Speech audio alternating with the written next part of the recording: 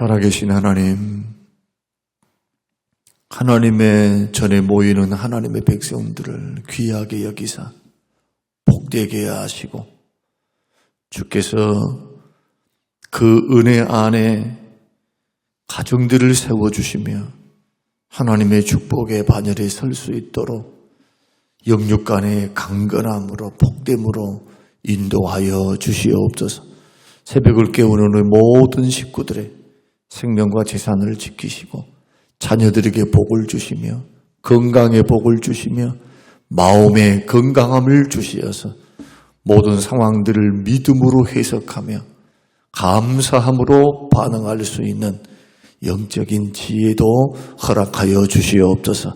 오늘 하루도 주 안에서 평안하기를 간절히 사모하옵고 예수님 이름으로 기도합니다. 아멘. 아멘. 오늘 주신 하나님의 말씀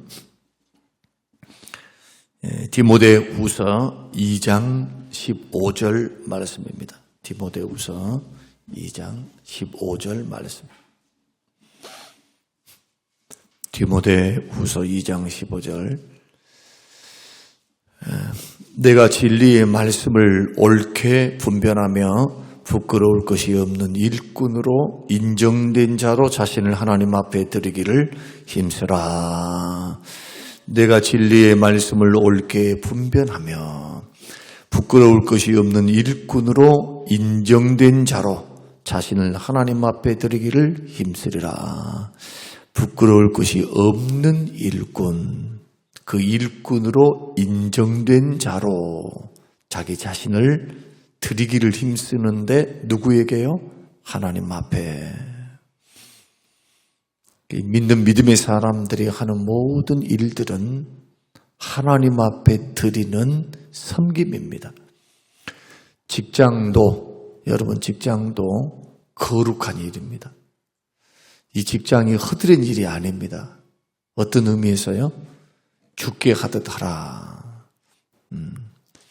믿는 상전들을, 특히 사장님이 믿는 사람들인데 죄 짓는 일이 아니고 그 직업이면 사회를 돕고 또 돈을 벌 수 있는 수단이고 그 유익을 주는 어떤 공급하는 그러한 직장과 사업이라면 그 일들을 할 때 그 사장님을 같은 믿는 자라 해서 우습게 여기거나 가볍게 여기지 말고 그 일을 할 때 죽게 하듯 하라.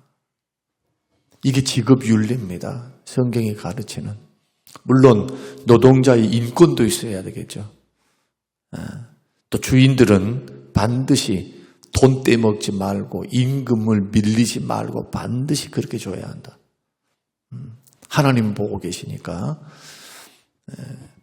이러한 직업윤리들을 성경이 구체적으로 말을 합니다. 그러니까 직장 일이라고 하는 게 그냥 밥 먹고 사는 길입니까? 아니면 거기에서 하나님의 주되심을 드러내는 일입니까? 수익을 얻는 것은 분명하지만 나의 노동의 대가는 반드시 하나님 앞에서 하는 겁니다. 방법을 어떻게? 죽게 하듯 섬기면서 존경과 존중과 정중과 열심으로 맡은 일에 최선을 다해서 누구 앞에서? 하나님 앞에서. 그런 의미에서 직업은 소명입니다. 하나님이 여러분과 저에게 주시는 직업의 달란트, 은사. 그래서 세상에 보내신 목적은 돈만 벌고 그냥 먹고 쓰고만 오라고 하는 것이 아니고 그런 모든 활동들을 통해서 먹든지 마시든지 하나님께 영광이 되는 방법으로 의미 부여를 둬야 된다는 거예요. 의미 부여. 신앙은 교회 안에서만 신앙이 아니라는 것. 자꾸 착각하는 게 그겁니다. 밖에서 활동되어진 모든 일에 하나님의 살아계심, 하나님의 일하심, 주위에서 일하시는 하나님, 영광 받기를 원하시는 하나님, 가정에서도, 직장에서도, 또 쉴 때도, 여러분이 쉴 때도 건전하게, 여가 선용을 할 때도 절제 있게, 어떤 우선순위를 분명히 하면서 목적은 하나님께 영광이니까 영광이 되고 덕이 되는 방향으로 늘 이끌어가는 것. 신앙생활과 나의 취미가 겹치게 되면 우선순위는 뭡니까? 신앙생활. 하나님과 관계가 제일 우선이니까. 이게 하나님을 사랑하는 방법이죠. 이런 원리들을 자꾸 배워야지. 교회만 주장창 나온다고 해서 되는 게 아닙니다. 교회를 나와도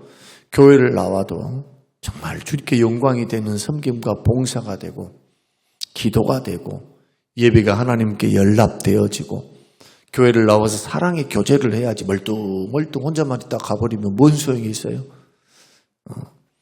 거기에서 사랑의 교제, 순에 속해서 함께 나누고 아픔을 나누고 위로해주고 선을 실천하듯이 하루에 선을 3가지 실천하듯이 교회 형제들을 믿음의 가정들을 더욱더 돌봐라고 말씀했으니까 성경에는 믿지 않은 가정도 돌봐야 되겠지만 이웃도 사랑해야 되겠지만 믿는 자의 가정을 순에 있는 사람들을 우리 교인들을 하나님께서 묶어주신 형제들에 대해서 무관심하지 말고 그들의 아픔에 동참하고 기도하고 우리는 한 130명 되는 중보기도팀이 카톡방을 운영하고 있습니다. 성도들이 하고 있어요. 그런데 어려운 문제들이 있으면 아멘 130명이 아멘 카톡 해요. 저는 무음으로 해놓고 아멘은 안 합니다. 그러나 다 보고 있어요. 성도님들 아멘 그 장문의 기도를 쭉 써서 같이 아파하고 기도하고 참 저에게는 너무나 소중한 기도의 동역자들입니다. 헌신자들이고 마음을 같이 하는 거죠. 이런 일들조차도 다 거룩한 주의 일이라는 거예요. 하나님의 영광을 위해서 일하면 거룩하지 않을 일들이 없어요. 쓰레기 줍는 것도 이웃을 돕는 것도 뭐 설교만 하고 막 선교만 한다 해서 거룩한 일이 아니라는 거예요. 착각하면 안 됩니다. 내가 하는 일이 지금 당장에 누구에게 유익을 못 준다 할지라도 내가 하고 있는 벼를 심는 거 누군가는 그 양식의 혜택을 받게 돼요. 내가 만드는 물건, 내가 하는 프로그램, 우리 회사가 건전한 회사이고 사회에 공익을 끼치는 것이고 사람들에게 유익을 주는 일이라면 그래서 이것이 나에게 주신 하나님 주신 천직입니다. 직업의 소명을 받은 사람. 이 직업으로 하나님이 부르셨습니다. 하나님이 나에게 부르신 거예요. 봉사하라고. 교회에서도 은사를 통해서 봉사하라고 하나님이 달란트와 은사를 주신 겁니다. 가만히 있으면 될까요? 어제 그제 계속 말씀드렸습니다마는 여러분 절대로 가만히 있으면 안 됩니다. 하나님께서 여러분이 없으면 교회가 안 되게 그냥 스톱하도록 가만 계시겠습니까? 그렇지 않습니다. 하나님의 눈과 마음은 교회에 있기 때문에 교회를 반드시 하나님의 방법으로 세워나가십니다. 사람을 붙이거나 사람을 보내거나 목사를 파송하거나 은혜를 끼쳐서 교회가 살아나게 하시거나 여러 가지 방법으로 하나님은 부족하지만 교회가 아직 연약하고 미성숙하지만 하나님이 버리지 않습니다. 택한 백성들. 팔짱 끼면서 너희들이 어떻게 하는가 보자. 잘하면 구원해주고 못하면은 너 끝이야. 이런 식으로 안 한단 말이에요. 이런 식으로 해요. 여러분 지금 기독교 신앙 가운데에서 많은 곳에서 이렇게 믿는 사람 너무 많아요. 우리를 자녀 삼아주신 하나님을 내가 너희를 버리지 아니하리라. 이런 약속의 말씀은 압니다. 그런 말씀보다도 뭔가 열심히 해서 뭔가 열심히 잘하면 순종 잘하면 너 구원받는다. 뭐 이런 식으로 가르치는 은혜의 복음을 완전히 행위 구원으로 만들어 놓는 다시 갈라디아서로 돌아가는 그러한 일들이 너무 많아요. 여러분 우리가 봉사하고 섬기는 것은 구원받았기 때문입니까? 아니면 구원받기 위해서입니까? 그것부터 먼저 하셔야 돼요. 그것부터. 구원받았기 때문이에요. 그런 일환으로서 마태복음 25장에서 구원받은 백성은 가만히 있으면 안 된다는 거예요. 구원의 증거가 섬김이며 구원의 증거가 순종이며 주의 말씀 순종해 가는 거죠. 성숙이 뭡니까? 점점 내 뜻 버리고 내 생각 버리고 자기를 비우고 자기를 부인하고 점점 주의 뜻을 따라서 삶을 옮겨가는 것이죠. 그 구원 백성의 삶 아니겠습니까? 그런데 자기 고집을 피우는 거예요. 신앙은 교회 안에서 아멘만 잘하고 교회 나와서 의무 감당만 잘하면 끝입니다. 이리 생각하는 겁니다. 삶의 구석구석 하나하나 여러분이 선택할 때도 예수님을 따라서 예수님이 하신 어떤 것처럼 기도함으로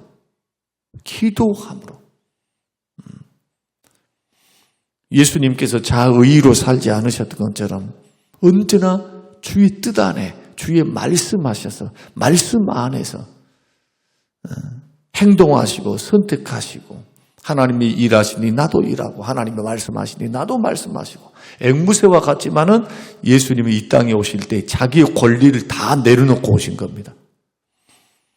이것이 주님께서 요구하셨던 나를 따라오는 제자들은 자기가 부인되고 자기 십자가를 짊어지라. 너는 너 자신이 스스로 살아있으면 이 길 못 간다는 거예요. 그래서 좁으면 좁은 길입니다. 이 길이. 목사들만 그 길 걸어간 거 아닙니다. 착각입니다. 예수 믿는 모든 사람들이 다 제자의 길 걸어가야 돼요. 그냥 예수 믿으면 구원받습니다. 복받습니다. 예수 믿으면 아멘. 한번 예수 영접하세요. 믿으면 고백하면 구원받습니다. 너무 인스턴트식. 처음에는 그렇게 가르칠 수밖에 없어요. 처음에는. 아무것도 모르는 사람한테 원리를 다 가르쳐주면 어떻게 되겠어요? 모르지. 처음에는 우유를 주듯이 하나님 우리를 사랑하시고 우리는 죄인됨과 우리를 구원하기 위해서 죄와 사망에서 구원하기 위해서 독생자를 보내신 것과 이 죄된 길을 걸어가면 끝에는 심판이 있고 지옥이 있고 형벌이 있다는 것. 이것을 해소시키시는 분, 우리를 죄에서 건지시는 분 오직 예수 그리스도. 그분을 믿으면 하나님의 자녀되는 특권을 누립니다. 여기는 신앙의 출발입니다. 이제는 자라가야 합니다. 성장해야 합니다. 20년 믿었습니까? 하나님께서 20년 기다려주신 거예요. 20년. 하나님이 20년을 기다려주신 거예요. 지금. 포도나무 비유, 예수님이 하셨던 비유를 들어보십시오. 나무를 심었는데 2년이고 3년이고 심어서 갖고 오는데 열매를 맺지를 않아. 열매를. 거름도 주고 뭣도 주고 이것도 주고 했는데도 열매가 없어요. 열매가. 성장이 없다는 거예요. 이파리는 무성하는데 소득을 올릴 수 있는, 주인이 보니까 소득을 올릴 수 있는 건덕지가 하나도 없어요. 예수님의 비유입니다. 그러니까 저 무익한 나무를 잘라서 불쏘시개 불태워버려라. 그랬더니 농부 대신 우리 주님이 뭐라고 말씀하십니까? 여기서 주인은 하나님, 농장주는 하나님이시고 농부는 예수 그리스도십니다. 기회 주십시오. 1년만. 제가 더 가꾸겠습니다. 거름도 더 주고 가지치기도 하고 최선을 다해서 보살피겠습니다. 그래도 열매를 맺지 않으면 그때는 찍어서 불에 던지시게요. 이 비유가 시사하는 바가 뭡니까? 그 당시 바리새인들과 유대인들이 하는 말씀이에요. 이 말씀. 오늘날 예수 믿는다고 하는 우리들의 책임이 여기서 발생하는 겁니다. 정말 구원받았습니까? 정말 하나님의 기쁨이 되기를 원하십니까? 성장하기를 원하십니까? 열매 맺으셔야 돼요. 섬기셔야 돼요. 섬겨야 돼요. 땅에 보화를 쌓아두지 말고 하늘에 보화를 쌓아둬야 돼요. 요즘같이 물량주의, 실용주의, 황금 만능주의 시대에 살면서도 큰 돈에 대해서는 막 그렇게 열광을 하면서도 하늘 보화에 대해서는 생각 안 하거든요. 왜냐? 눈에 안 보여. 죽고 난 후에 어떻게 알아? 이런 것과 멀어요. 우리 체감하는 그 체감이 멀어. 머니까 그냥 편하게 내가 돈 좀 더 벌어서 하지, 기회 되면 하지, 이러고 지나가 버립니다. 이런 말씀들을. 누구의 말인데요? 우리 주님이 직접 하신 말씀인데. 제사 바치라는 말입니까? 아닙니다. 하나님이 주신 것으로 섬기라는 거예요. 어제 말씀과 이어져 있는 말씀입니다. 하나님은 우리가 가지고 있는 최고의 것을 받기에 합당하신 분입니다. 우리가 가지고 있는 최고, 나에게 주신 것, 하나님이 주신 것 가운데 여러분 최고가 뭡니까? 돈입니까? 건강입니까? 재능입니까? 지식입니까? 섬김입니까? 착한 마음입니까? 어떤 겁니까? 하나님이 여러분들에게 주신 거 가정입니까? 남편입니까? 좋은 남편입니까? 자식들이 잘 되어 있습니까? 하나님이 허락하신 나에게 주신 특별한 은사들, 특히 나에게 주신 은사, 이 은사의 가장 귀중한 것, 최고의 것으로 받기에 합당하신 이유가 뭡니까? 우리를 지으시고 만드셨고 이것을 주신 분이 하나님이시기 때문에 돈 벌 수 있는 건강과 재능을 누가 주었는가? 주님 물으십니다. 신명기에서. 우리가 하나님의 것, 은과 금도 내 것이요 너의 영혼도 내 것이요 너의 자식도 내 것이다. 너희 자녀들 내가 5명이고 6명이고 10명이고 줄 수 있다. 이거 주는 분이 하나님이라는 거예요. 생명을 주신 분이 선물로. 우리에게 자식들은 기업이니까 하나님 주신 기업들. 그래서 내가 준 것이다. 내 것이다. 하나님 것이다. 라는 것을 기억하고 살아라고 어떻게 말씀합니까? 초태생은 하나님 것이다. 양이 됐든 짐승이 됐든 첫 것은 하나님께 바쳐야 돼요. 첫 것은. 하나님이 주셨습니다. 드림으로 믿음으로 고백하는 것. 그게 11조도 마찬가지죠. 열의 하나도. 모든 물질, 열의 10것이 주님 것이지만 하나님 하나를 바치면서 10개 중에서 하나를 바치면서 이렇게 고백하는 겁니다. 하나님 물질을 주신 분이 하나님이십니다.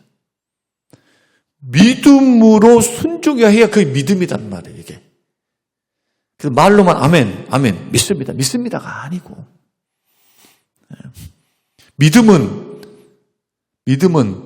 열매 맺게 돼 있어요. 뭘 통해서? 순종을 통해서. 그런데 하나님께서 말씀하시고 하나님이 역사하시면 자꾸 마음에 갈등이 생깁니다. 갈등. 봉사해야 되는 거. 오늘 이 말씀 들어도 여러분 집에 돌아가시면 지금도 갈등이 있겠지만 집에 돌아가면 또 갈등이 생길 거예요. 하나님 말씀은 분명하거든요. 하나님 말씀 모호하지가 않아요. 구원에 대해서도 명확하고 하나님의 뜻이 분명해요. 막 갈등이 생기죠. 해야 되냐 말아야 되느냐 막 계속 들었는데 들었던 말씀인데 하고 지나가 버리고 성장하지 않습니다. 성장이 안 돼요. 여러분 형제를 사랑하는 게 쉽습니까? 말과 혀로는 누구든지 사랑할 수 있는 거예요. 행함과 진실함으로 하는데 쉽습니까? 그렇지 않습니다. 노력이 필요합니다. 행동이 가야 합니다. 마음을 써야 합니다. 관심을 기울여야 합니다. 기도해야 됩니다. 몸을 움직여야 됩니다. 물질을 드려야 됩니다. 마음도 써줘야 돼요. 가만히 있으면 안 됩니다. 하나님께서 주신 것을 가지고 가십시오. 현재 여러분이 가지고 있는 것들이 있죠. 현재. 하나님이 이런 부분 저런 부분으로 나에게 지금 허락하신 것들이 있습니다. 그 허락하신 것을 가지고 정당하게 하나님이 주신 것이니까 섬김도 마음으로 들어가야 돼요. 마음으로. 성가들 해도 기도 준비와 마음으로 그 시간을 들여보세요. 감도가 달라요. 감도가. 또 일주일 됐으니까 습관적으로 그냥 와서 찬양한다 이러지 말고 예배를 드릴 때도 마찬가지. 마음을 담아요. 마음. 주님 만나러 왔습니다. 주님 제가 왔습니다. 주님 나에게 말씀 주십시오. 기도의 줄 붙잡게 해주십시오. 기도의 줄 붙잡기가 어렵거든요. 마귀는 기도 못하게 하지 못하도록 막 졸리기도 만들고 기도가 뭐 맹숭맹숭하기도 만들고 참 영적인 전쟁입니다. 기도는. 봉사 자체에도 믿음을 심어야 돼요. 적든지 크든지 그게 중요한 게 아닙니다. 5달란트면 어떻고 2달란트면 어때요? 주님의 칭찬은 똑같아요. 상급은 다르겠지만 주님의 칭찬은 똑같아요. 주님이 2달란트한테 5달란트 요구했습니까? 그거 아니잖아요. 그 재능과 능력껏 원하셨어요. 능력껏. 그러나 묻어두면 어떻게 하십니까? 악하고 게으른 종아 슬피 울며 어두운 갓에 쫓겨나 슬피 울며 이를 갈미 있으리라. 저는 이 말씀을 직접 들었던 그 유대인들의 입장에서 예수님의 생생한 음성을 듣고 있는 그 비유를 듣고 있는 예수를 따라가는 사람들의 입장에서 가만히 생각해 봅니다. 그들은 돈도 없는 사람들이에요. 화려한 사람, 좋은 옷을 입고 있는 사람, 뭔가 지도급에 있는 사람은 다 예루살렘에 가 있어요. 예수님이 이 비유의 말씀을 했던 때는 저 갈릴리 저 총구석이에요. 지금으로 말하면. 그러나 수많은 가난한 사람, 연약한 사람, 부족한 사람들이 막 모여서 뭔가 떡을 얻기를 원하고 뭔가 생명의 말씀을 듣기를 원하고 뭔가 이 어려움에서 타개해 보기를 원하는데 하나님 뭐라고 말씀하냐 하면은 드리래요. 봉사하래요. 아무것도 없는데요. 먹을 것도 없어가지고 지금 로마의 식민지 생활을 하고 있는데 내가 가지고 있는 게 뭐가 있어요? 그냥 하늘나라에 보화도 쌓아두고 너희들이 가지고 있는 그 달란트 너희들만 위해서 너만 위해서 살지 말고 섬기고 살아라. 직장을 갖든지 공동체를 이루면 공동체 교회에 섬기고 살면서 주변 사람들에게 착한 일을 하고 선한 일을 위해서 지음을 받았으니까 선한 일을 김치 한 조각이나 나눠주고 사도행전에 보면은 다비다 도루가 죽었다가 다시 베드로가 살려냈던 다비다 도루가 그 여인에 대한 성도들의 평가가 뭡니까? 너무너무 애석해했습니다. 너무너무 안타까워했어요. 베드로가 왔을 때 그 도루가는 병으로 죽었는지 어떻게 죽어 심장마비로 죽었는지 그거는 모르지만 죽었어요. 죽어. 시체가 누워져 있어요. 다락방에. 성도들이 그렇게 말을 하죠. 이 여인이 이 옷을 지어줬습니다. 이 여인이 이 옷을 이것을 착하고 믿음의 선행이죠. 사랑의 실천 아닙니까? 믿음입니다. 믿음. 섬김입니다. 베드로가 두말하지 말고 너희들은 기다리고 있어라. 죽은 도루가 다락방에 올라가서 기도합니다. 하나님께서 그 영혼을 다시 몸속에 들어오게 하시죠. 살아나게 하세요. 죽은 자가 살아납니다. 이러한 부분들을 절대로 가볍게 여기면 안 된다. 여러분 신앙생활 목적이 이제 며칠 지나게 되면 마지막 목적이 사역이 뭐냐면 전도하는 겁니다. 영혼 살리는 거 선교 전도예요. 주위의 사람들 가족들 전도하는 거. 이 5가지 목적지는 균형 있게 성장해 가야 합니다. 여러분들이 예배는 잘 들으십니까? 사랑 실천도 잘 하십니까? 아니면은 사랑의 교제를 통해서 예수 닮기 위해서 개인 영성이 뛰어나십니까? 그런데 봉사 안 한 사람이 있어요. 그러면 섬김을 위해서 기도하셔야 돼요. 섬김을 위해서. 일할 수 없는 밤이 돌아오니까 여러분 꼭 일하셔야 돼. 일. 섬겨야 돼. 하나님이 주신 것 가지고 하나님이 허락하신 것 가지고 그러면 이루기 위해서는 도대체 나의 은사가 뭔가 확인해야 되겠잖아요. 확인할 수 있는 방법이 있습니다. 옆 사람에게 물어보세요. 친한 사람에게. 집사님 볼 때 내가 뭘 잘한 것 같아요? 10중 8구 알아채립니다. 10중 8구. 또 아는 방법이 있습니다. 여러분 자신에게 물어보세요. 내가 무엇을 할 때 가장 행복한지. 저는 신방할 때, 말씀 준비할 때, 설교할 때 이때 가장 행복해요. 막 여행 갑니다. 밖에 나갑니다. 막 선교, 목사님들 막 이렇게 하신 분들은 저는 잘 안 나가요. 진짜 안 나가. 하여튼 노예 일만 딱 끝나면 집에 딱, 교회나 집에 딱 돌아와 있어요. 어디를 나가들 못해. 왜? 재미가 하나도 없으니까 별로. 어떤 분들은 막 낚시 갑니다. 뭐 합니다 하면서 막 싸돌아 다녀. 저는 빨리 교회에 오고 싶고 집에 오고 싶지. 물론 쉬는 날 집에 있으면 또 교회 가고 싶어요. 교회에 있으면 집에 가고 싶고. 이 두 가지밖에 없어. 은사, 성향이에요, 성향. 어떤 사람은 활달한 성향, 어떤 사람은 조용한 성향. 그러면 조용한 일을 하고 활동적인 일을 하고, 어떤 사람은 생각 많은 사람이 있어요. 어떤 사람은 느낌에 민감한 사람이 있어요. 이 느낌에 민감한 사람들은 주변 사람들의 아픔을 잘 알아차립니다.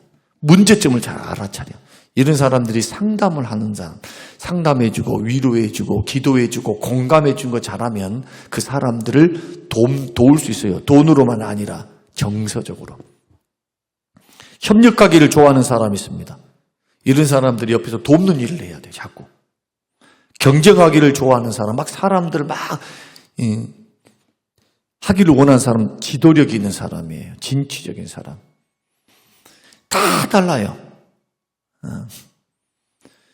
그래서 오늘 저와 여러분들이 섬겨 나갈 때 나의 있는 모습, 내가 잘한 것을 가지고 해야지, 나에게 없는 것을 가지고 자꾸 하려고 하니까 스트레스를 받는 거예요. 그러니까 우리 교회는 이거 하세요, 저거 하세요, 이런 말 잘 안 합니다. 하나 하면 하나, 무조건 1인 1사역. 이것은 강조합니다. 왜냐하면 마태복음 25장 때문에. 열심을 품고 주를 섬겨야 하니까. 예배도 마찬가지고, 공예배. 그러나 잘했네, 못했네, 이런 말 잘 안 해요. 기다려줍니다. 어떤 교회는 찬양, 앞에서 찬양하는 사람들이 그냥 입 빠지듯이, 그냥 옥수수 알 빠지듯이 나왔다, 들락달락. 성가대도 들락달락 하면은 다 안 좋아합니다. 책임감이 없고 성실하지 못하잖아요. 충성이 없잖아요. 우리는 기다려줘요. 성장할 때까지. 사역하겠다고 하면, 은사가 분명하면 하게끔 해줍니다. 하다가 그만두더라도. 왜냐하면 그분이 살 길이니까. 그런 시행착오를 통해서 자기의 신앙을 세워가는 것이니까. 그런 나쁜 것은 뭐냐? 가만히 있는 것. 절대로 안 됩니다. 절대로. 우리 사명이 끝나는 날에 우리가 죽을 때, 죽기 전까지 나의 환경과 나의 여건 안에서 주를 섬겨가야 돼요. 몸된 교회를 섬기고 주를 섬기는 거. 그 기도일 수 있어요. 새벽기도. 중보 기도일 수 있어요. 물질이 없잖아요. 젊을 때처럼. 이거 고민하면서 하나님 앞에 한번 서보라는 겁니다. 그래서 오늘 이제 마지막, 사탄이 자꾸 우리에게 주신 그 은사를 즐기지 못하도록, 막 기쁨으로 봉사하지 못하도록 하는 그 두 가지가 있습니다. 물론 어떤 교회는 너무 강요하는 곳이 있어요. 여러분 그것도 그냥 적당히 들으셔야 됩니다. 왜냐하면 그 강요가 내 은사에 맞아야지 내 힘에 지나면 넘어져 버려요. 은사 달란트가 그 정도예요. 그냥 믿음의 분량이 거기요. 그러면 거기 맞게끔 도와주는 것이 목회자의 역할이지, 막 몰아붙여가지고 막 하는 것은 아니에요. 이것은. 그러나 조금 힘낼 수 있도록, 할 수 있는데 안 한 사람들은 책망도 하고 권면도 해야 되겠죠. 할 수 있어. 시간도 있고 건강도 있고 다 있어. 그래 마음이 없어요. 믿음이 없어요. 그러면 재능을 묶어주는 거잖아요. 묻어주는 거예요. 이것은 하나님 기뻐하지 않는 일이니까 가르쳐줘야 되는 것이고. 첫째는 뭐냐? 다른 사람의 사역과 비교하지 마라. 옆에 있는 목사님들과 비교해서도 안 돼요. 두 번째, 우리 사역을 다른 사람의 기대치에 따라서 똑같은 사역을 하게 하는 것은 옳지 않다. 어떻게 조용기 목사님하고 나하고 똑같을 수 있겠어요? 그러나 제가 신학할 때는요, 꿈이 있었어요. 조용기 목사 같은 그러한 목사 되게 해달라고 엄청나게 기도했어요. 물론 기도입니다. 기도. 어찌 똑같을 수 있겠습니까? 비전과 꿈을 가지고 기도하고 부흥을 꿈꿀 수는 있겠죠. 가장 좋은 것은 하나님, 이런 기도를 하세요. 하나님이 이 땅에 나를 보내신 목적이 있습니다. 고유하게 나에게 주신 은사가 있습니다. 하나님, 나에게 이 지역을 허락하셨습니다. 내가 무엇을 하기를 원하십니까? 내가 우리 성림교회에서 뭘 하기를 원하십니까? 저는 교회를 나오신 분들에게 그렇게 묻습니다. 그렇게 묻고 기도하라고 합니다. 하나님, 이곳에서 내가 뭘 할까요? 지금 대신방에 들어갑니다만은 제가 가는 곳마다 그렇게 말합니다. 기도의 방향을 바꾸십시오. 주께 물으십시오. 하나님, 내가 어느 곳에서 사역하기를 원하십니까? 내가 무엇을 하기를 원하십니까? 하나님 깨닫게 해 주십시오. 가르쳐 주십시오. 그 기도를 응답받을 때까지 하라고 말씀합니다. 그리고 응답이 되면 자원하라고 말씀드려요. 오늘 주신 것 가지고 섬기는 것, 이것을 꼭 기억하시면서 봉사와 섬김은 필수입니다. 필수. 섬기면서 믿음이 자라가는 거예요. 오늘 꼭 그걸 기억하시고 가만히 있지 말고 여러분 하나님이 말씀하시고 하나님이 역사하시는 곳 안에 여러분의 몸도 가 있고 물질도 마음도 기도도 거기 가 있어야 돼요. 자꾸 협력하십시오. 자꾸 주의 일에 주의 몸된 일을 위해서 섬기는 것은 주님 섬기는 겁니다. 주님.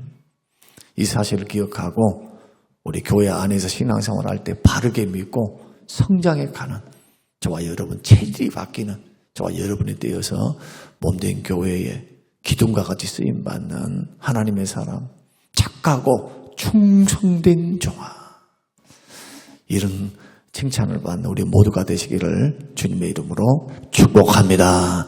고마우신 아버지 하나님 감사합니다. 고맙습니다.